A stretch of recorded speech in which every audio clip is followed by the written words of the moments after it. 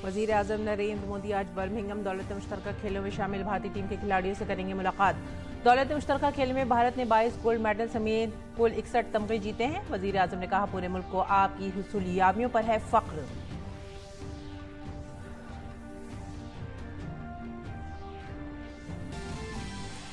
मुल्क की सतह पर आज से हर घर तिरंगा मुहिम का आगाज। आजादी की 75वीं सालगिरह पर तमाम भारतीय शहरी आज से 15 अगस्त तक अपने घरों पर फहराएंगे कौमी परचम।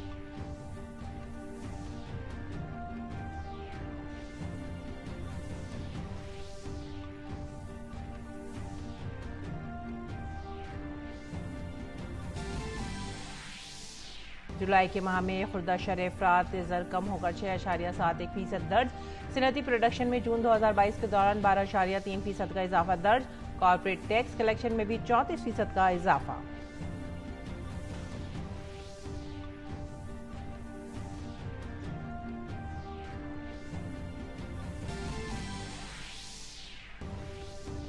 भारत और मलेशिया पहले दो तरफा फिजाइया मशक में लेंगे हिस्सा। 4 दिनों तक जारी इस मशक के जरिए भारतीय फिजाइया रॉयल मलेशियाई एयरफोर्स के साथ मुश्तरक करेगा अपने तजुर्बात।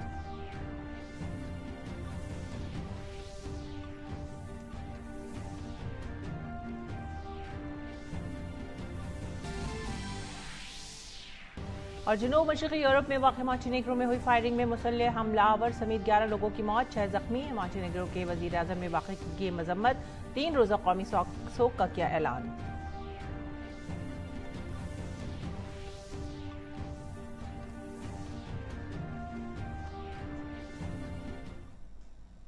आदाब नाजरीन, उर्दू खबरों में आप सभी का खैर मकदम है। मैं हूं सादिया अलीम। नजर डाल देंगे इस वक्त की खास खबरों पर। वजीर आजम नरेंद्र मोदी ने आज अपनी रिहाइशगाह पर बर्मिंघम दौलत मुश्तरका खेलों से वापस आने वाली भारतीय टीम के खिलाड़ियों से मुलाकात करेंगे।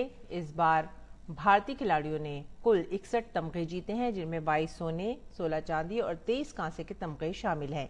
इन खेलों में तकरीबन 200 भारतीय खिलाड़ियों ने 16 मुख्तलिफ खेलों में हिस्सा लिया था। वजीर आजम दौलत मुश्तरका खेलों के दौरान खिलाड़ियों के हौसले बुलंद करते रहे। वजीर आजम मोदी ने हर कामयाबी पर खिलाड़ियों की तारीफ की है। वजीर आजम नरेंद्र मोदी दौलत मुश्तरका खेल 2022 में शामिल भारतीय टीम के खिलाड़ियों से मुलाकात करेंगे। पीएम मोदी ने ट्वीट करते हुए कहा कि 13 अगस्त को सुबह 11 बजे अपनी रिहाइशगाह पर दौलत मुश्तरका खेल 2022 में शामिल भारतीय खिलाड़ियों के साथ बातचीत का मैं मुंतजर हूं। खेलों में हमारे खिलाड़ियों की हुसूलियाबियों पर पूरी कौम को फख्र है।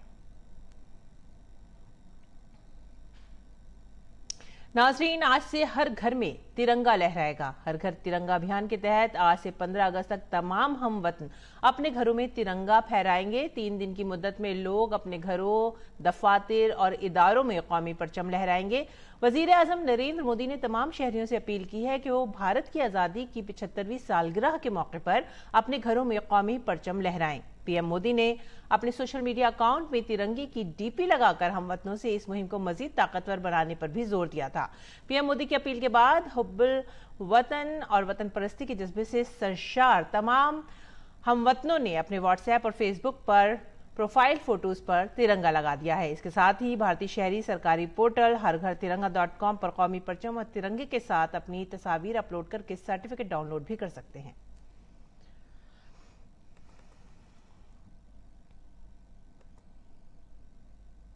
लेह में भी लोग जश्न आज़ादी की तैयारियों में मसरूफ हैं। यहाँ हिंद तिब्बत बॉर्डर पुलिस ने हर घर तिरंगा प्रोग्राम के बारे में बेदारी मुहिम चलाई है, जिसके तहत स्कूलों के सैकड़ों बच्चों ने बड़ी तादाद में शिरकत की।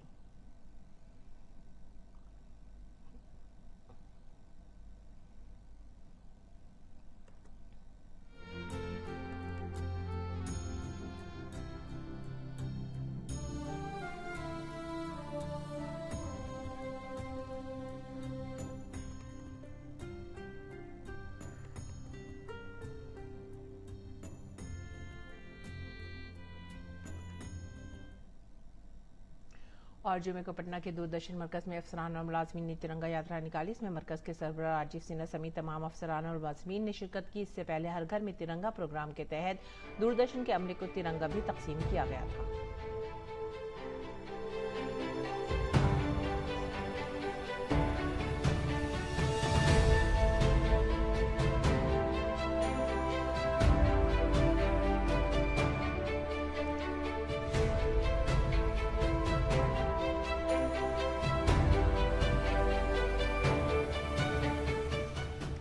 पटना में एनसीसी कैडेट्स के जरिए आज सुबह तिरंगा यात्रा निकाली गई।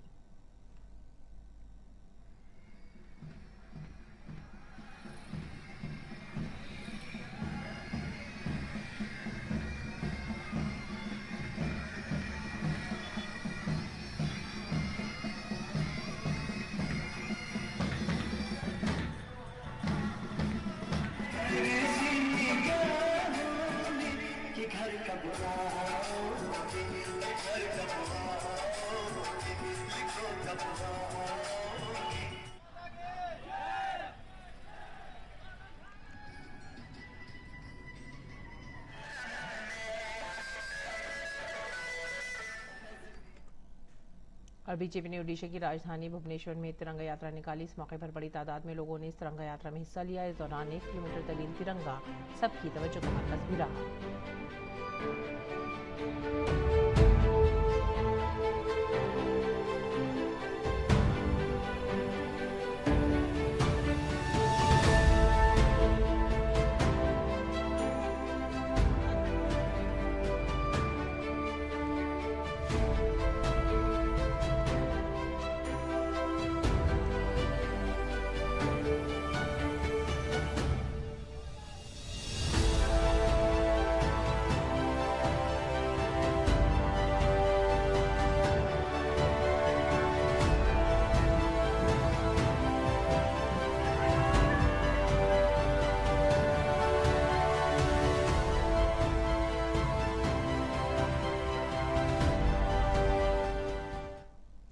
मध्य प्रदेश के शहर उज्जैन में भी जिला पुलिस ने हर घर तिरंगा मुहिम के तहत तिरंगा रैली निकाली। और मरकजी वजीर दाखिला अमित शाह ने जम्मू कश्मीर के शोपियां में सेंट्रल रिजर्व पुलिस फोर्स की तरफ से हर घर तिरंगा मुहिम से मुतालिक अपने ट्विटर अकाउंट पर एक खूबसूरत वीडियो शेयर किया है।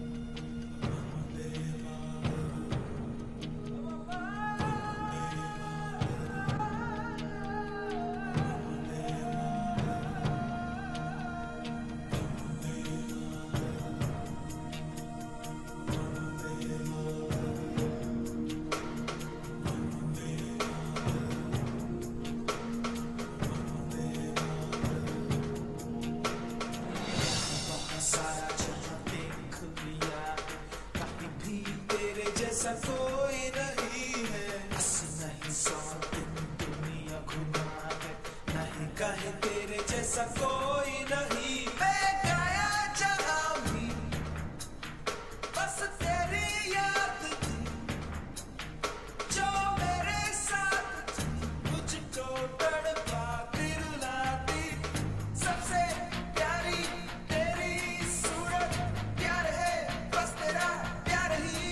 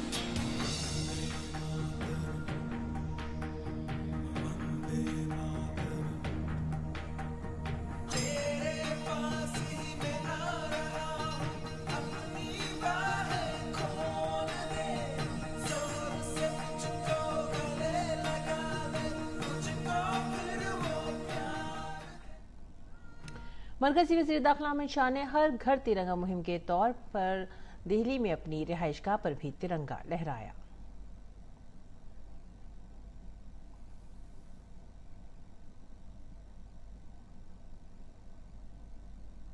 हर घर तिरंगा मुहिम को लेकर पूरे मुल्क में जोशो खरोश जारी है। तिरंगा तराना सिर्फ गीत नहीं है, बल्कि हर घर तिरंगा मुहिम के ख्वाब को शर्मिंदा ताबीर बनाने के लिए 138 करोड़ भारतीयों का अहद है। इस मौके पर मरकजी वज़ीर दाखिला अमित शाह ने वीडियो जारी किया।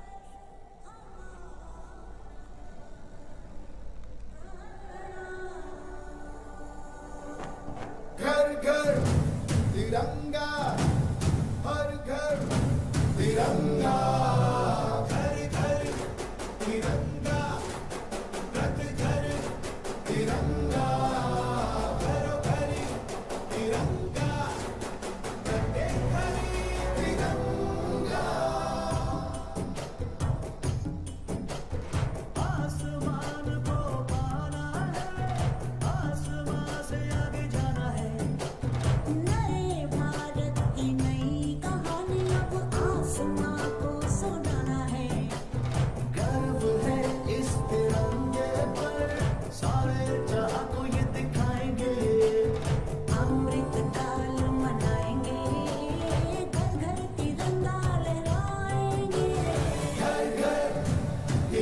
तिरंगा, हर घर तिरंगा, इंटिंटा झंडा, मने मने गु त्रिवर्णा.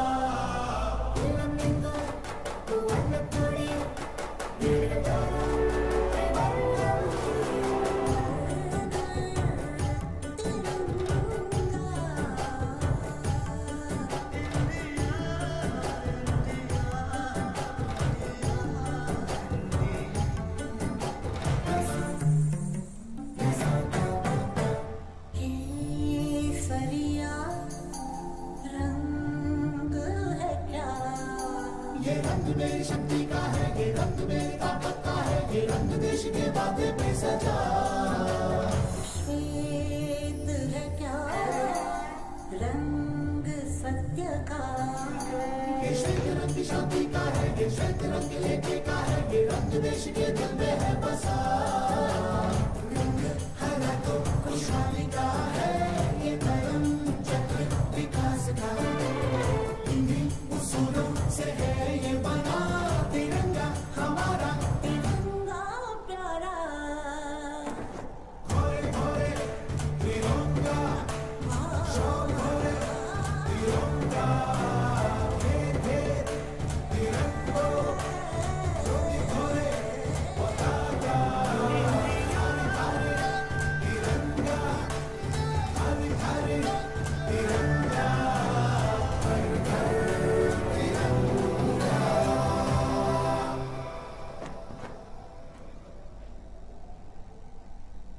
हर घर तिरंगा. पूरे मुल्क में वजीर आजम के हर घर तिरंगा मुहिम को लेकर जबरदस्त जोश है. आम लोगों से लेकर मेंबरान पार्लियामेंट, सेनेट और रजाकाराना तंजीमों तक सभी ने इस मुहिम में एक नई रूह फूंक दी है. आज़ादी के 75वें अमृत महोत्सव के तहत पूरा मुल्क तिरंगे के रंगों में रंग गया है. नाजरीन, पेश है ये खास रिपोर्ट.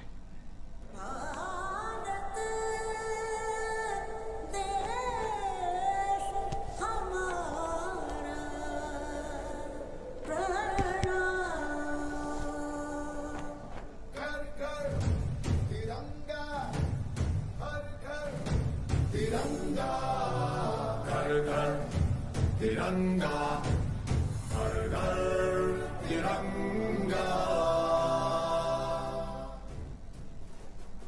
अपोजिशन भले ही वजीर आजम नरेंद्र मोदी की हर मुहिम की तनकीद करे, लेकिन सच ये है कि वजीर आजम नरेंद्र मोदी की हर पुकार पर पूरा मुल्क एक हो जाता है. और इसकी ताजा तरीन मिसाल हर घर तिरंगा मुहिम है.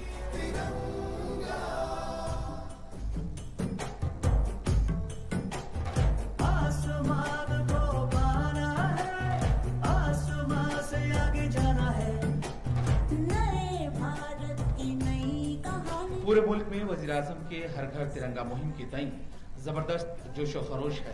आम लोगों से लेकर मेंबरान पार्लियामेंट, सनती दुनिया और रजाकाराना तंजीमों तक सब इस मुहिम में जी जान से लग गए हैं. दिल्ली के फ़ियाम फाउंडेशन ने हर घर तिरंगा मुहिम को कामयाब बनाने और मुल्क की हर रियासत, हर जिला और हर घर तिरंगा पहुंचाने के लिए अवामी नुमाइंदों को अब तक 50,000 से ज्यादा तिरंगे तोहफे में पेश किए हैं, जिसमें बिहार के MP जनार्दन सिंह सिग्रीवाल और पंजाब के MP सुरेश कश्यप समेत कई MP शामिल हैं. पूरा देश से आजादी का 75वां साल मना रहा है और इसमें हमारे देश के यशस्वी प्रधानमंत्री जी ने इसको पूरे मिशन के तौर पर लिया है कि देश के एक एक लोगों के अंदर आजादी के 75वें वर्ष का जज्बा जगे, उनके अंदर का जो जुनून है वह जगे. और इसमें हमें पूरे देश के हर घर पर तिरंगा लगे, इसके लिए हम काम कर रहे हैं. इस अभियान से हमारे राष्ट्रीय ध्वज और स्वतंत्रता संग्राम व हमारी संस्कृति और हमारे संस्कारों से हर भारतीय का रिश्ता और भी गहरा और भी मजबूत हो जाएगा. फ़ियाम फाउंडेशन ने भी इस अभियान में पूर्णतः रूप से भागीदारी निभाने का पूरा दिल से प्रण लिया है. सनती दुनिया भी इस मुहिम में शामिल है. मरकजी वजीर ममलिकत बराए सनत व तजारत सोम प्रकाश खुद तिरंगा तकसीम करने के लिए दिल्ली के एक दफ्तर पहुंचे. दफ्तरों और कारखानों में काम करने वाले मुलाजमीन को भी तिरंगे तकसीम किए जा रहे हैं और तिरंगा यात्रा भी निकाली जा रही है. बहुत बड़ा उत्साह है, सभी लोग लगे हुए हैं, सभी छोटे छोटे कार्यकर्ता भी झंडा लेकर लोगों के घरों तक पहुंच रहे हैं और तिरंगा यात्रा निकाल रहे हैं। यूथ वाले हैं वो भी तिरंगा यात्रा निकाल रहे हैं, महिला भी तिरंगा यात्रा निकाल रहे हैं। पार्टी की तरफ से तो बहुत बड़ा प्रोग्राम बनाया गया है और इसको घर घर तक तिरंगा लहराना इसको सुनिश्चित करेंगे।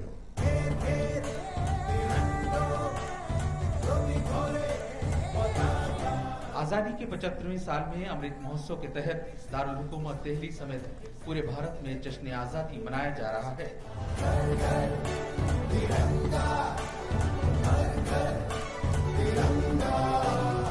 अशोक श्रीवास्तव की रिपोर्ट, जीटी न्यूज उर्दू खबरें। हर घर तिरंगा मुहिम की पुरजोश और वतन की मोहब्बत से सरशार झलकियों के बाद आइए अब रुख करते हैं कुछ दीगर खबरों का। भारतीय फिजाइया मलेशिया के ज़ेर एहतमाम 2 तरफ़ा मशक़ में हिस्सा लेगी। काबिल ज़िक्र है कि भारत फिजाइया SU-30 MKI और C-17 तैयारों के साथ उदार शक्ति नामी 2 तरफ़ा मशक़ में हिस्सा ले रही है।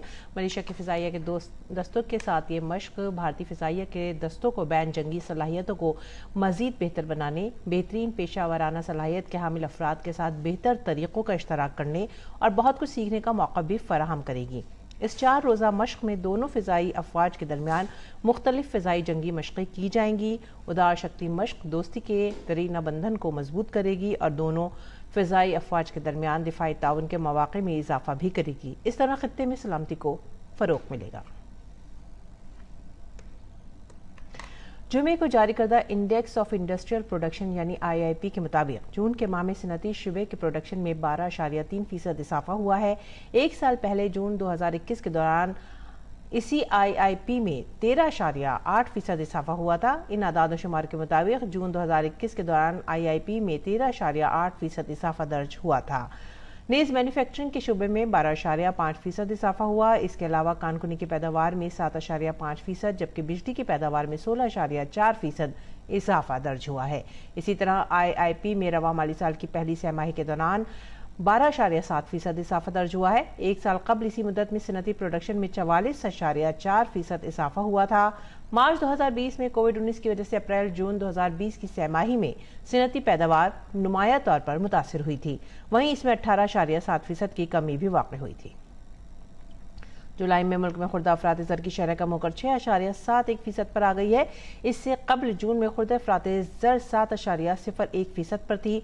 आदाद शुमार के मुताबिक खुर्दा महंगाई में कमी की बड़ी वजह आशाए खुर्दनोश की कीमतों में कमी है। जुलाई 2021 में खुर्दा अफरात ज़र 5.59% रही। जुलाई 2022 में ग़िज़ाई अफरात ज़र कम होकर 6.75% पर आ गई है। जून 2022 में यह तादाद 7.75% थी। माली साल 2022-23 से 31 जुलाई 2022 तक कॉर्पोरेट टैक्स कलेक्शन में माली साल 2021-22 की रवा मुद्दत में कॉर्पोरेट टैक्स कलेक्शन के मुकाबले में 34% का मजबूत इजाफा दर्ज हुआ है। माली साल 2021-22 के दौरान कॉर्पोरेट टैक्स कलेक्शन में 7.23 लाख करोड़ रुपए माली साल 2020-21 के टैक्स कलेक्शन के मुकाबले में 58% से ज्यादा का इजाफा हुआ है। यहाँ तक कि माली साल 2018-19 कोविड से पहले की मुद्दत के कलेक्शन के मुकाबले में माली साल 2021-22 के कलेक्शन 9% से ज्यादा है। काबिल जिक्र है कि मुल्क में तरक्की का मस्बत रुझान जारी है।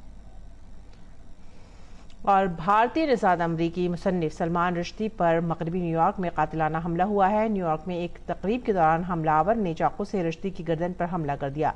न्यूयॉर्क पुलिस का कहना है कि हमले के बाद रुश्दी को हेलीकॉप्टर से मकामी अस्पताल ले जाया गया, जहां उनकी सर्जरी की गई। हमलावर को पुलिस ने गिरफ्तार कर लिया है। पुलिस ने कहा है कि जाए वक़ूअ से एक बैग और कुछ इलेक्ट्रॉनिक आलात बरामद हुए हैं। मामले की जाँच इब्तदाई मरहले में है।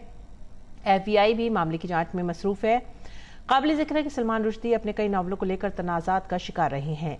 ईरान के मजहबी रहनुमा आयतुल्लाह रूहुल्लाह ख़मैनी ने भी उनके खिलाफ 1989 में उनके नावल द सैटनिक वर्सेस पर फतवा जारी किया था।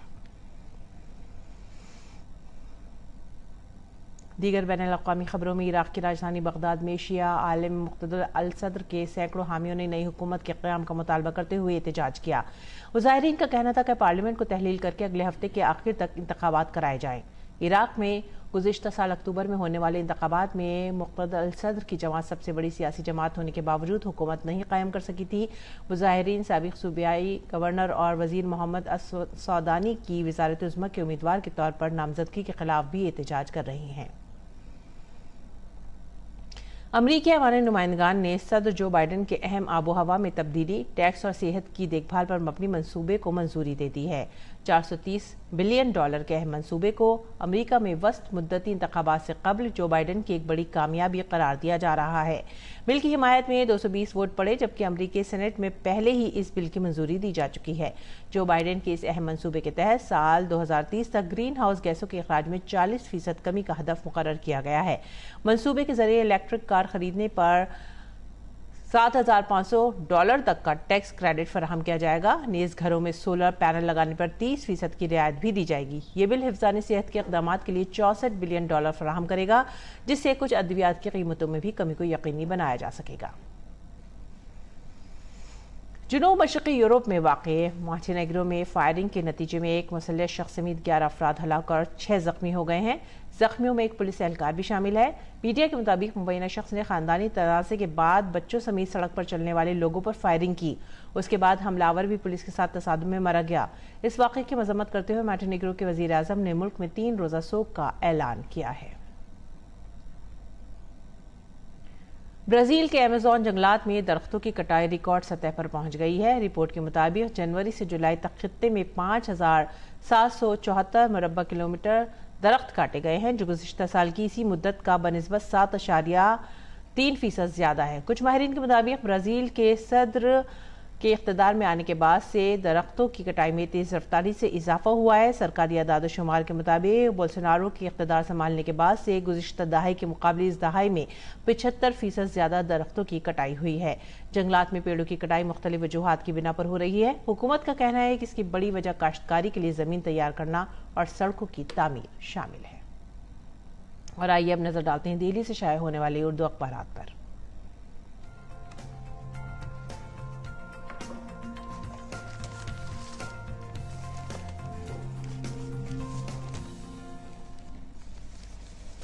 दिल्ली से शाया होने वाली उर्दू अखबारात में जो पहली सुर्खी हमने ली है वो है रोजनामा राष्ट्रीय सहारा से, और ये एक बड़ी आलमी खबर है। सलमान रुश्दी पर हमला, मुतनाज़ा बरतानवी मुसन्निफ सलमान रुश्दी पर अमरीका की रियासत न्यूयॉर्क में स्टेज पर हमला किया गया। हमलावर को गिरफ्तार कर लिया गया है। सलमान रुश्दी अभी भी वेंटिलेटर पर हैं और उनकी सर्जरी की गई है। आगे बढ़ेंगे अगली खबर की तरफ। ये खबर भी रोजनामा राष्ट्रीय सहारा की तरफ से, और ये काफ़ी अहम खबर है, सेहत से मुतालिक खबर है। मरकज़ का यौम आज़ादी तक़रीबात के दौरान रियासतों को भीड़ से बचने का मशवरा। कोरोना के मद्देनज़र ये मशवरा दिया गया है। दिल्ली और ओडिशा में कोरोना के सबसे ज़्यादा फ़ाल मामले मिले हैं और इसीलिए मरकज़ी हुकूमत ने मुल्क भर में कोरोना के मामलात में इजाफे को देखते हुए ये मशवरा दिया है। आगे बढ़ेंगे अगली खबर की तरफ, और ये खबर जो हमने ली है अखबार मशरक़ से है। हज कमेटियों की हालत पर सुप्रीम कोर्ट में रिपोर्ट तलब की गई है। अगली खबर की तरफ रुख करेंगे। ये खबर है हमारा समाज से। EVM पर इतराज़ात नाकाबिल अतना, सुप्रीम कोर्ट ने मुखालिफ अर्जी को यकसर खारिज कर दिया। अगली खबर का रुख करते हैं।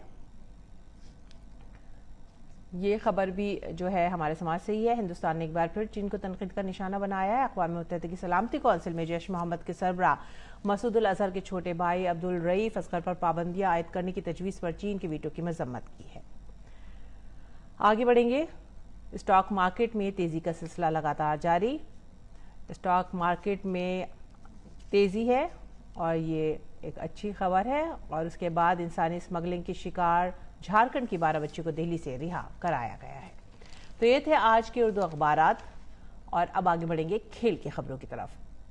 फुटबॉल की दुनिया का सबसे बड़ा मुकाबला फीफा वर्ल्ड कप अब मुकर्रर वक्त से एक रोज कबल शुरू होगा। फुटबॉल वर्ल्ड कप 21 नवंबर से शुरू होना था, ताहम अब फीफा ने मुत्तफ़क़ा तौर पर इफ्तिताही तकरीब और मेज़बान मुल्क का पहला मैच 20 नवंबर को मुनक़्क़द करने पर इत्तफ़ाक़ किया है। पहला मैच मेज़बान कतर और एक्वाडोर के दरमियान खेला जाएगा। ये फैसला फीफा कौंसिल के ब्यूरो ने लिया है। इससे कबल कतर और एक्वाडोर के दरमियान 21 नवंबर को पहला मैच होना था, जो इस मुकाबले का तीसरा मैच होता। उधर जिम्बाब्वे दौरे के लिए टीम इंडिया में बड़ी तब्दीलियां की गई हैं। केएल राहुल की टीम में वापसी हुई है, उन्हें कप्तानी सौंपी गई है। इससे कबल उन्हें इस दौरे के लिए 15 रुकनी टीम में शामिल नहीं किया गया था और शिखर धवन को कप्तानी सौंपी गई थी। राहुल की वापसी के बाद अब धवन को नायब कप्तान बनाया गया है। बीसीसीआई ने जुमेरात को ट्वीट करके राहुल के फिट होने की तला दी। रोहित शर्मा, विराट कोहली, ऋषभ पंत, श्रेयस अय्यर, जसप्रीत बुमराह और मोहम्मद शामी को इस सीरीज के लिए आराम दिया गया है। भारत और जिम्बाब्वे के दरमियान 3 वनडे मैच की सीरीज का आगाज 18 अगस्त से होगा। साथ ही आखिरी वनडे 22 अगस्त को खेला जाएगा। और आइए अब जानते हैं मौसम का मिजाज।